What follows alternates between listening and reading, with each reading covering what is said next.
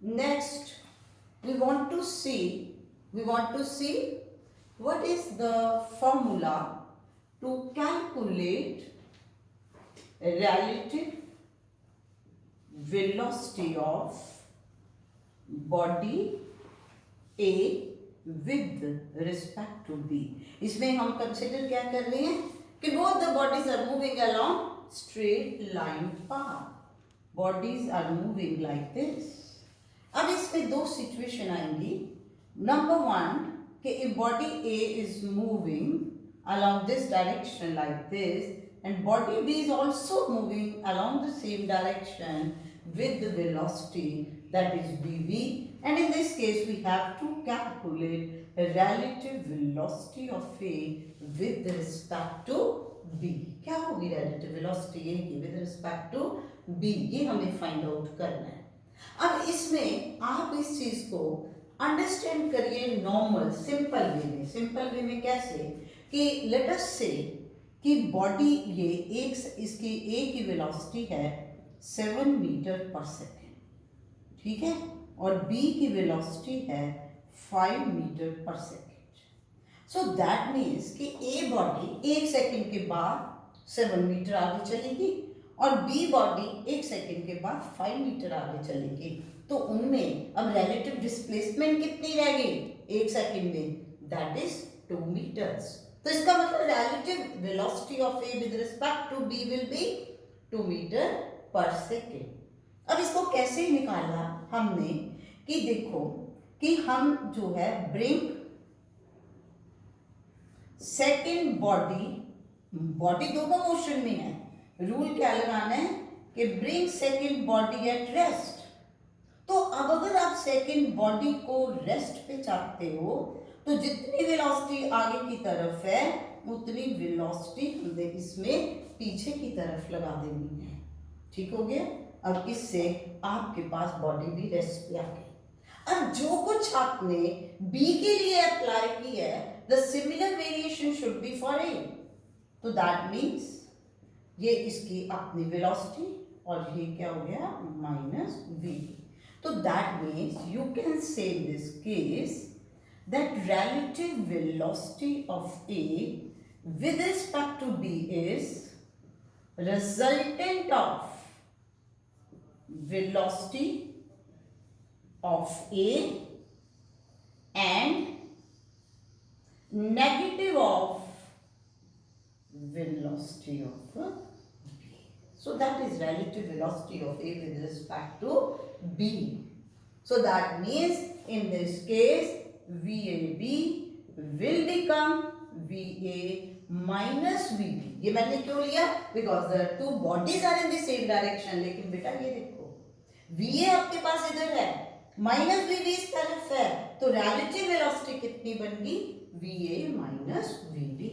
लेकिन अब इस चीज को अपने माइंड में डिफरेंट प्रॉब्लम्स में जब हमें यूज करना है तो हम सिंपल क्या याद रखेंगे कि when the two bodies are acting along the same direction तो relative velocity of one with respect to other will be difference of the velocities of the two bodies.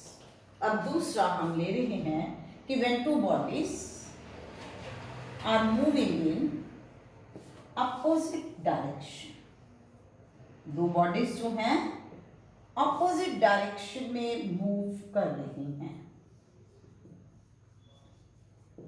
अब इसका भी आप बेसिक सिंपल देखिए कि जैसे ये बॉडी की वेलोसिटी VA की 7 मीटर पर सेकेंड ली और B की वेलोसिटी 5 मीटर पर सेकेंड है but it is moving in this direction.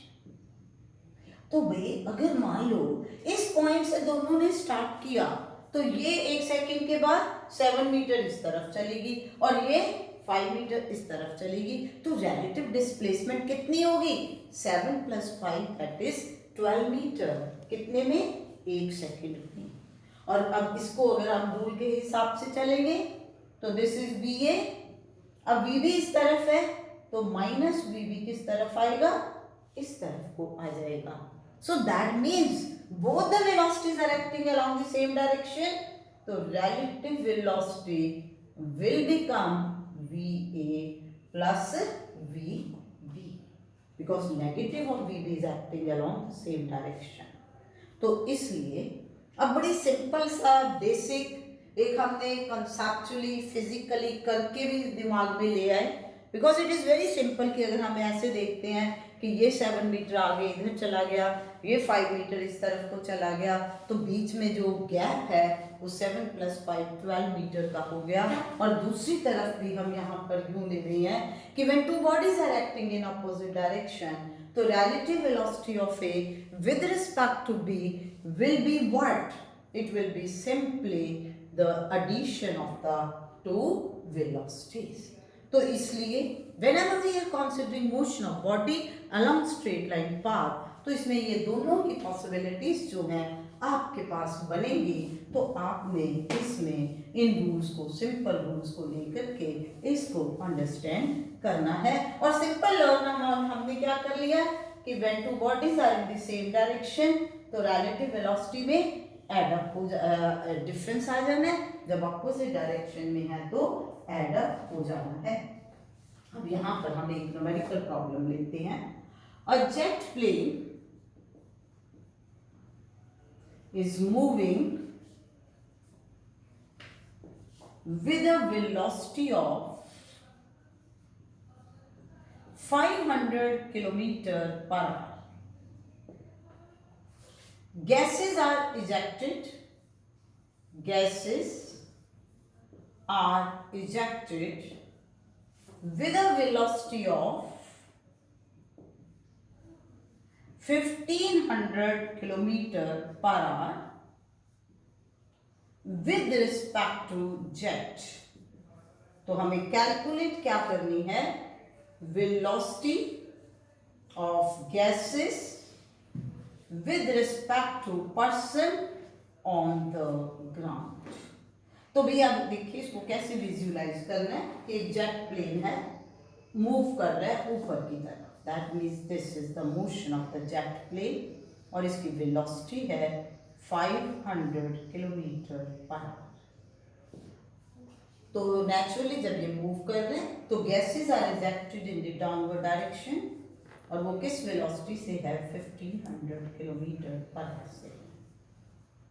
VG नहीं, ये VG है? नो, ये क्या है? यही चीज है, this is not VG। VG जो है इसकी क्या है? वेलोसिटी जो हम ले रहे हैं विद रिस्पेक्ट टू ग्राउंड। तो आपको क्या दिया है?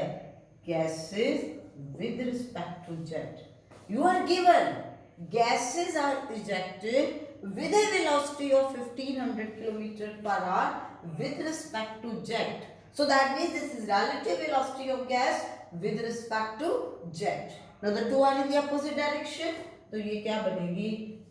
This Vg plus Vg. अब ये वैल्यू क्या होगी?